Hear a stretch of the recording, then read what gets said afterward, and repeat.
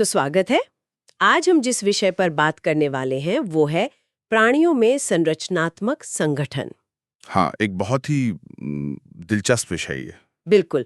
और हमारे पास जो सामग्री है वो दरअसल जीव विज्ञान की एक पाठ्य पुस्तक का एक अध्याय है।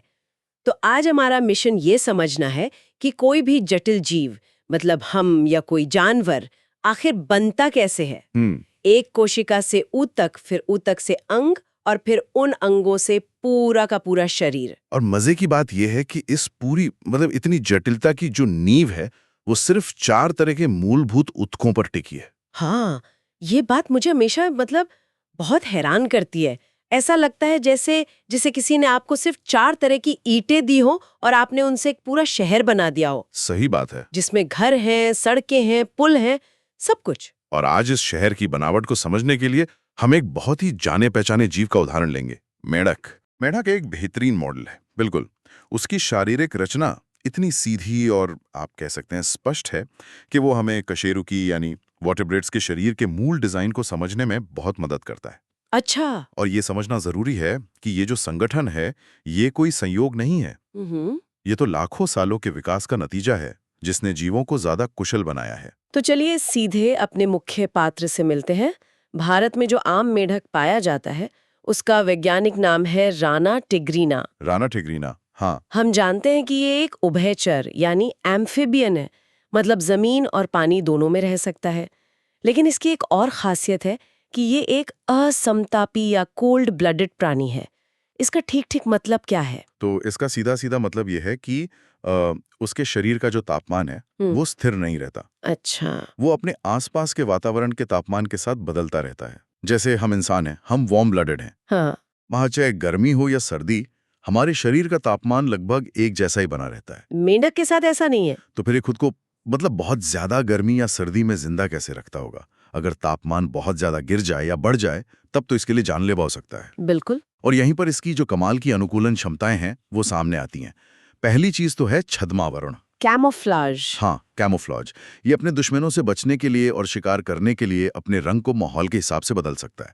आपने देखा होगा घास में बैठा मेंढक हरा दिखता है। हाँ हाँ, और सूखी मिट्टी पर भूरा। उन्हें ढूंढना लगभग नामुमकिन हो जाता है। बिल्कुल। और दूसरी जो ज्यादा मुश्किल हालात के लिए है वो है निष्क्रियता।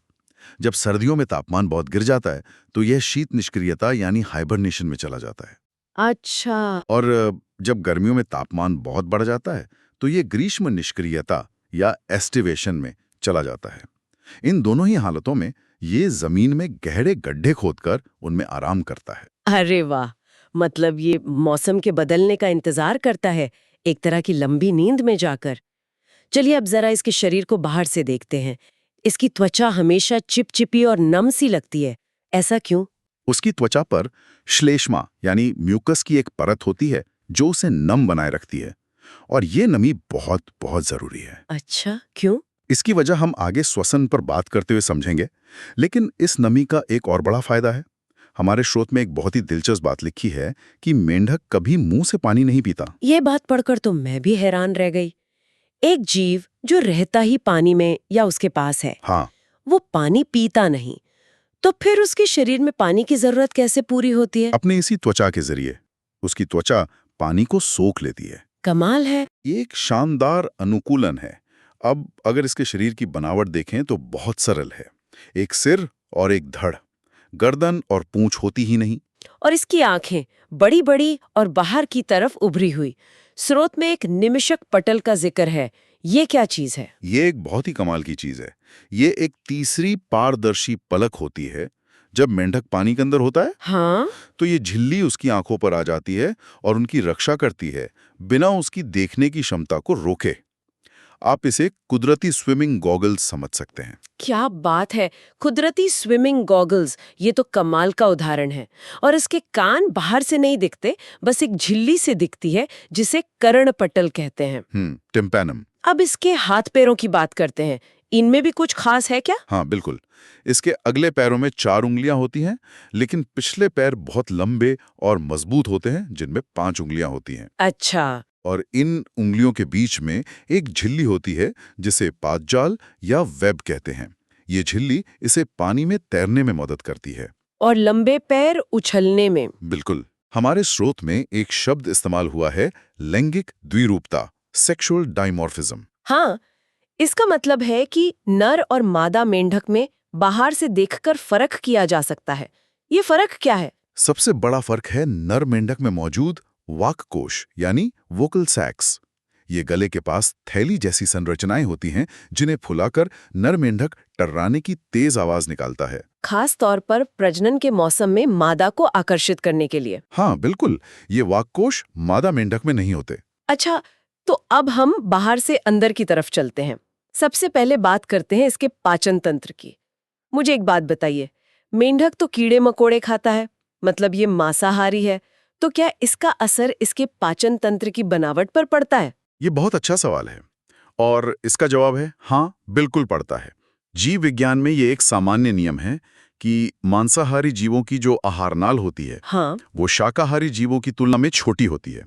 ऐसा इसलिए क्योंकि मांस को पचाना, आप कह सकते हैं, घास फूस की तुलना में ज्यादा आसान होता है। ये तो बहुत दिलचस्प है। तो इसका भोजन किस रास्ते से गुजरता है? ये अपनी दो हिस्सों में बटी हुई चिपचिपी जीभ को तेजी से बाहर फेंककर शिकार पकड़ता है। भोजन मुंह से आमाशय में जाता है, फिर आंत में, जहां यकृत और अग्नाशय से आने वाले पाचक रस उसे पचाते हैं। और फिर ये अवस्कर नाम की एक संरचना से बाहर निकल जाता है। ये शब्द बार बार आ रहा है, ये इतना महत्वपूर्ण क्यों है? अवस्कर या क्लोएका, ये एक बहुत ही कुशल डिजाइन का उदाहरण है। ये शरीर का एक साझा निकास द्वार है। मतलब एक कॉमन एग्जिट। हाँ, एक कॉमन एग्जिट। इसी एक रास्ते से बिना पचा भोजन, किडनी से आने वाला मूत्र और नर में शुक्राणु या मादा में अंडी, सब कुछ शरीर से बाहर निकलता है।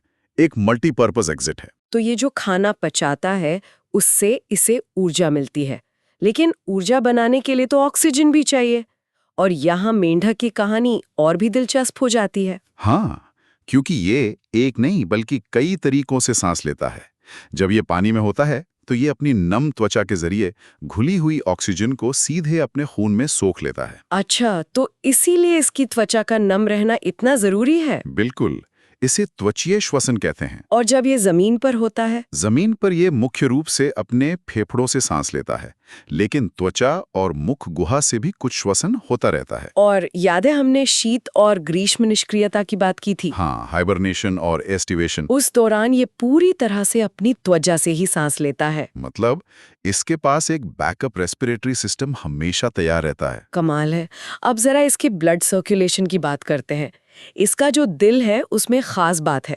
हमारे दिल में 4 कक्ष होते हैं, पर मेंढक के दिल में 3 ही होते हैं। हाँ, इसमें 2 अलिंद और सिर्फ 1 निलय होता है। इसका नतीजा ये होता है कि फेफड़ों से आया साफ खून और शरीर से आया गंदा खून दोनों एक ही निलय में आकर कुछ हद तक मिल जाते हैं। तो क्या ये कमजोर या कम कुशल डिजाइन नहीं है?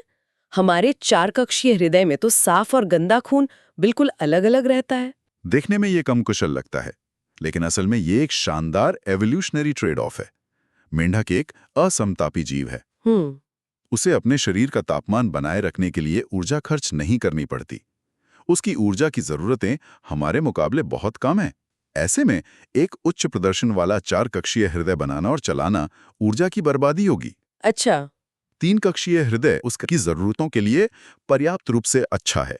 ये एक बिल्कुल नया दृष्टिकोण है। इसके अलावा इसके खून में भी एक फर्क है। हमारी लाल रक्त कणिकाओं में केंद्रक नहीं होता, लेकिन मेंढक की लाल रक्त कणिकाओं में केंद्रक होता है। हाँ, ये भी एक महत्वपूर्ण अंतर है। अच्छा, तो ये खून जब पूरे शरीर में घूमता है तो अपशिष्ट पदार्थ भी पैदा होते होंगे। उन्हें शरीर से बाहर कैसे निकाला जाता है? उसके लिए एक विकसित उत्सर्जन तंत्र है। इसमें एक जोड़ी किडनी होती हैं जो खून से यूरिया जैसे अपशिष्ट पदार्थों को छानती हैं। ये मूत्र फिर मूत्रवाहिनी से होता हुआ आखिर में उसी अवस्कर के रास्ते बाहर निकल जाता है। अच्छा, तो ये भी अवस्कर से ही बाहर जाता है? हाँ, और क्योंकि ये मुख्य रूप से यूरिया का उत्सर्जन करता है, इसलिए इसे यूरिया उत्सर्जी प्राणी कहते हैं। ठीक है, तो हमने पाचन, श्वसन, परिसंचरण और उत्सर्जन, इन सभी सिस्टम्स को देख लिया। लेकिन ये सब एक दूसरे के साथ तालमेल में कैसे काम करते हैं? इन्हें नियंत्रित कौन करता है? इसके लिए 2 सिस्टम हैं। एक है तंत्रिका तंत्र और दूसरा अंतस्रावी तंत्र। अंतस्रावी तंत्र हार्मोन बनाता है जो विकास और प्रजनन जैसी धीमी प्रक्रियाओं को नियंत्रित करता है। और तेज नियंत्रण के लिए तंत्रिका तंत्र होगा? बिल्कुल, इसका मस्तिष्क एक हड्डी के बक्से यानी कपाल में सुरक्षित रहता है और अपने आसपास की दुनिया को समझने के लिए इसके पास काफी विकसित संवेदी अंग हैं। जैसे कि स्वाद के लिए स्वाद कलिकाएं, सूंघने के लिए नासिका, देखने के लिए आंखें और सुनने के लिए कर्णपटल। खास बात यह है कि कान सुनने के साथ साथ शरीर का संतुलन भी बनाए रखते हैं। और साथी की बात आई है तो आखिर में इसके प्रजनन तंत्र को भी समझ लेते हैं। नर और मादा मेंढक अलग अलग होते हैं। बिल्कुल, नर में एक जोड़ी वृषण होते हैं और मादा में एक जोड़ी अंडाशय। लेकिन सबसे खास बात इनके निषेचन यानी फर्टिलाइजेशन की प्रक्रिया है। वो शरीर के अंदर नहीं होती। हाँ, ये पानी में होता है। नर और मादा पानी में एक साथ आते हैं। मादा अंडे देती है और नर उसी समय उन पर अपने शुक्राणु छोड़ देता है। और स्रोत के अनुसार एक मादा एक बार में 2,500 से 3,000 अंडे दे सकती है। हाँ, ये संख्या इतनी ज्यादा क्यों है? ये भी अस्तित्व की एक बहुत ही जरूरी रणनीति है। मेढक अपने बच्चों की देखभाल नहीं करता। वो बस बहुत सारे अंडे देता है और उन्हें किस्मत के भरोसे छोड़ देता है। अच्छा, इनमें से ज्यादातर अंडे या तो दूसरे जानवरों का शिकार बन जाते हैं या सूख जाते हैं। इतने सारे अंडे देकर वो ये सुनिश्चित करता है कि कुछ ना कुछ बच जाएंगे और वंश को आगे बढ़ाएंगे। ये तो केस सिलेक्शन के ठीक उल्टा है, जैसा इंसानों में होता है, जहाँ कम बच्चे होते हैं लेकिन उनकी बहुत देखभाल की जाती है। बिल्कुल सही। और इन अंडों से सीधे छोटा मेंढक नहीं निकलता, उनसे एक लार्वा निकलता है जिसे हम सब टैडपोल्स के नाम से जानते हैं। हाँ, टैडपोल। टैडपोल मेंढक से बिल्कुल अलग दिखता है। वो एक छोटी मछली जैसा होता है, पूंछ से तैरता है और गलपड़ों से सांस लेता है। तो इस पूरी चर्चा का क्या मतलब निकलता है? मेंढक सिर्फ तालाब में टर्राने वाला एक साधारण जीव नहीं है। बिल्कुल नहीं। ये जैविक संगठन, अनुकूलन और विकास का एक चलता फिरता पार्ट है। और ये हमारे पारिस्थितिकी तंत्र का एक बहुत महत्वपूर्ण हिस्सा भी है। ये कीड़ों को खाकर हमारी फसलों की रक्षा करता है। हाँ, और खुद भी खाद्य श्रृंखला में कई जीवों का भोजन बनता है, जिससे संतुलन बना रहता है। संक्षेप में कहें तो मेंढक हमें कशेरू की शरीर रचना के मूल सिद्धांतों को समझने के लिए एक आदर्श मॉडल देता है। इसका अध्ययन हमें एक तरह से हमारे अपने विकासवादी अतीत की एक झलक देता है। चलिए आज की चर्चा को एक आखिरी विचार के साथ समाप्त करते हैं। हमने टैडपोल से मेंढक बनने की प्रक्रिया का जिक्र किया। कायांतरण यानी मेटामॉर्फोसिस, ये जीव विज्ञान के सबसे नाटकीय परिवर्तनों में से एक है। और यही सोचने वाली बात है। इस प्रक्रिया में हमने आज जितने भी सिस्टम की बात की, श्वसन, पाचन, कंकाल, लगभग हर एक का पूरी तरह से पुनर्गठन होता है। एक जलीय, गलफड़ों से सांस लेने वाला शाकाहारी टैडपोल कुछ ही हफ्तों में एक स्थलीय, फेफड़ों से सांस लेने वाला मांसाहारी मेंढक में बदल जाता है। पूरी तरह से बदल जाता है। तो सोचने वाली बात यह है कि आखिर वो कौन सी आणविक या हार्मोनल स्विच है जो एक जीव के पूरे बॉडी प्लान को इतने नाटकीय ढंग से बदल देते हैं। वाकई इस पर सोचने के लिए बहुत कुछ है।